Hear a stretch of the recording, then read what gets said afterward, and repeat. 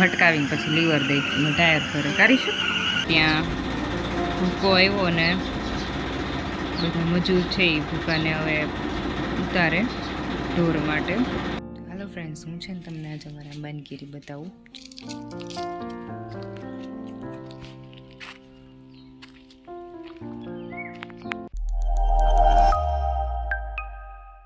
તો ફ્રેન્ડ્સ જો અત્યારે ઈશુ ઉઠી ગયો છે અને અમારા ઈશુભાઈને સીધું ઉઠીને રસોડામાં આવવાનું હોય. ક્યાં આવવાનું હોય રિષભ?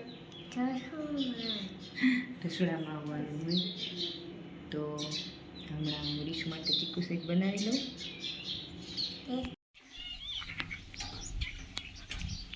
જો અહીંયા અમારી સેતુડી, કેટલા મસ્ત મસ્ત સેતુડા.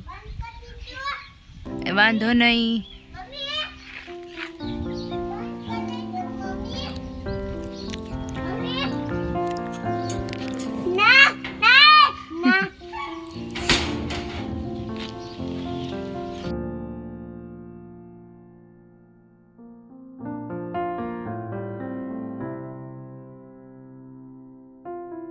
હેલો ફ્રેન્ડ્સ, તો અત્યારે 10:30 જેવું થઈ ગયું છે ને મારે બનાવવું છે શાક. તેલમાં મૂકી દીધું છે અને મારે શાક બનાવવું છે બટેટા, ટમેટા અને વટાણા. ઈશુ બહાર રમે છે, બહાર દેવ પપ્પાની હતો હમણાં લઈ આવી. તો જોઈએ અત્યારે પાણીની બોટલ ભરીને ત્યાંથી રમે છે અને હું બનાવી દઉં ફટાફટથી રસોઈ. જો અહીંયા શાક આમ વઘાર દઈ દીધો છે મેં, હવે થોડોક રસો નાખીને ચોળવા મૂકી દઈશ એટલે બની જશે શાક આપણું રેડી.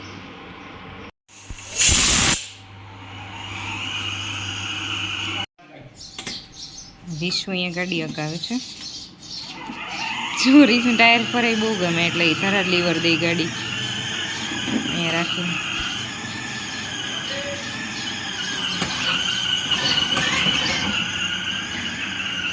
ભટકાવીને પછી લીવર દઈ ટાયર ફરે કાઢીશું. બસ હવે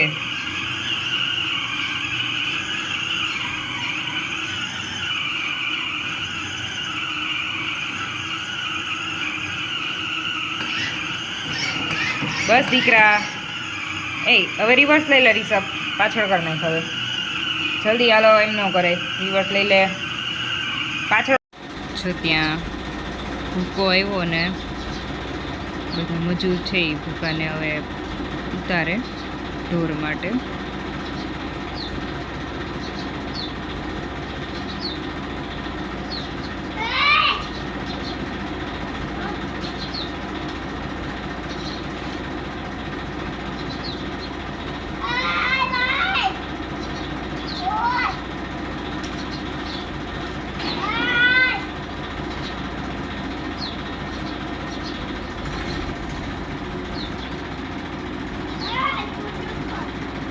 ત્યાં જ જવાનું.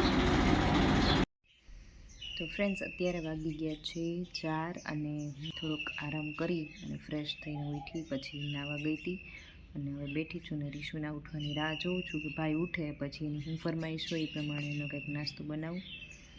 અને અત્યારે મસ્ત આમ તો વાતાવરણ છે, થોડીક બહાર ગરમી છે પણ નાહીને આવી એટલે આમ થોડીક મજા આવે, ઠંડક લાગે.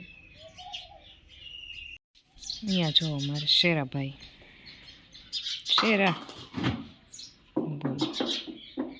એના ઢાંકણું બહુ પ્રિય, ગમે ત્યારે જુઓ ને તમે આ ઢાંકણાથી જ રમતો હોય. શેરા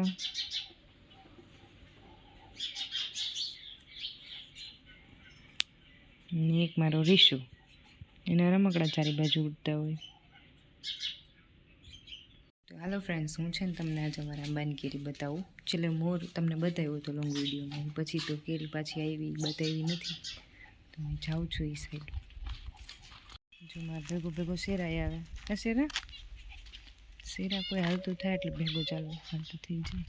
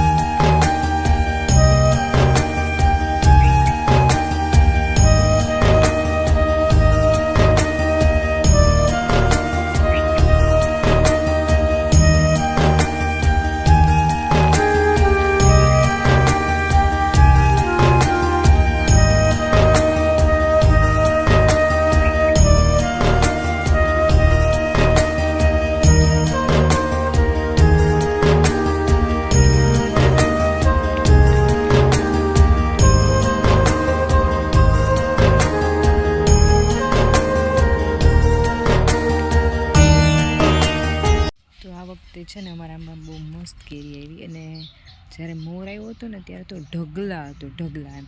પછી કેરીનું જે અગાઉ મોર આવ્યો હતો એનું બંધારણ થઈ ગયું, પછી ઝાકળ પડીને એમાં જે મોર બરી ગયો ને એટલે બધું બરીને પછી ખરી ગયું, એટલે એ પાછી કેરી ન થઈ. પણ છતાંય આ વખતે કેરી સારી છે ઓલા વખતે કરતાં.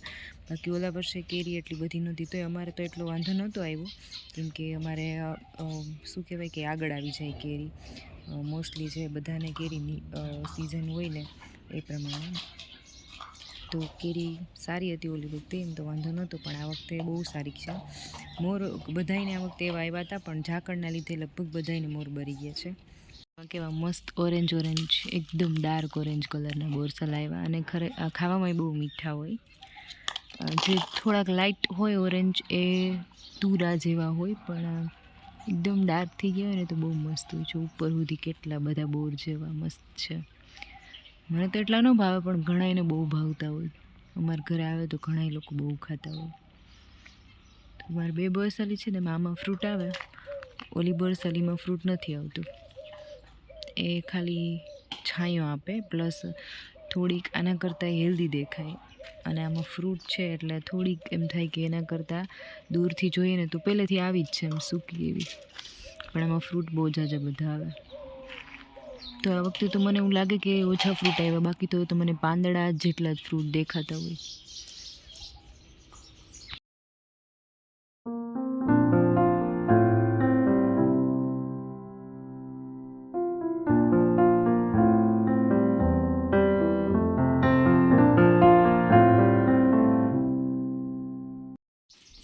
અને અત્યારે શેરાને બહુ ગરમી થાય એટલે વધારે પડતો છે ને પાણીમાં જ જોવા મળે, ચોકડીમાં જ ખોલીએ ભેગો ચોકડીમાં બેસી જાય. કા શેરા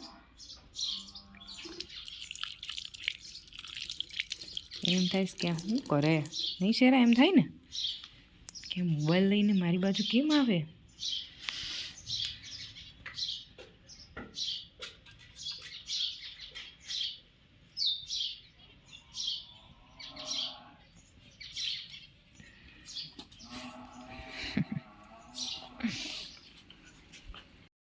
ફ્રેન્ડ્સ, હું અત્યારે બનાવું છું રીશુ માટે ગુલ્ફી, કેમ કે રીશુને છે ને ગુલ્ફી બહુ ભાવે, દરેક બાળકોને ભાવતી જ હોય.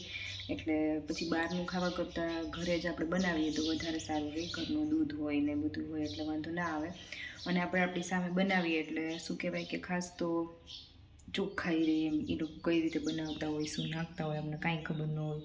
એટલે પછી આજે મેં અશ્વિનને કીધું હતું કે તમે બધું લેતા આવજો, મોલ્ડ ને બધું આવે. એટલે બસ જો મેં દૂધ ગરમ કરવા મૂક્યું છે, એની અંદર થોડીક ખાંડ નાખી છે, એટલે થોડીક આમ ટેસ્ટી મીઠી થાય, એમ મીઠું થાય તો ભાવે છોકરાને. માપમાં ટૂંકમાં એનું પ્રમાણ ઓછું છે એમ ખાંડનું, બહુ એટલી બધી ખાંડ પણ સારી નહીં. તો બસ જો અત્યારે દૂધ અને ખાંડ નાખી, દૂધને થોડું ગરમ કર્યું, 10 મિનિટ સુધી થવા દીધું ને હવે એને ઠારું છું. પછી એને ટેસ્ટ જે પણ ફ્લેવરનું બનાવવું હોય ફ્લેવરનો પાવડર લઈ આવ્યા છે અશ્વિન, અને એક લિક્વિડ પણ મારે પડ્યું હતું ચોકલેટ ફ્લેવરનું, તો એ પણ એડ કરી દઈશ. તો અહીંયા તમે જોઈ શકો છો કે મારું દૂધ ગરમ થઈ ગયું છે, અને હવે હું ધીરે ધીરે હલાવતી એને ઠારી નાખીશ, અને એ ઠરી જાય ને પછી એને ફ્રીઝરમાં મૂકીશ જામવા માટે, અને ઠરી જાય પછી જ એમાં હું ફ્લેવર જે છે એ એડ કરીશ.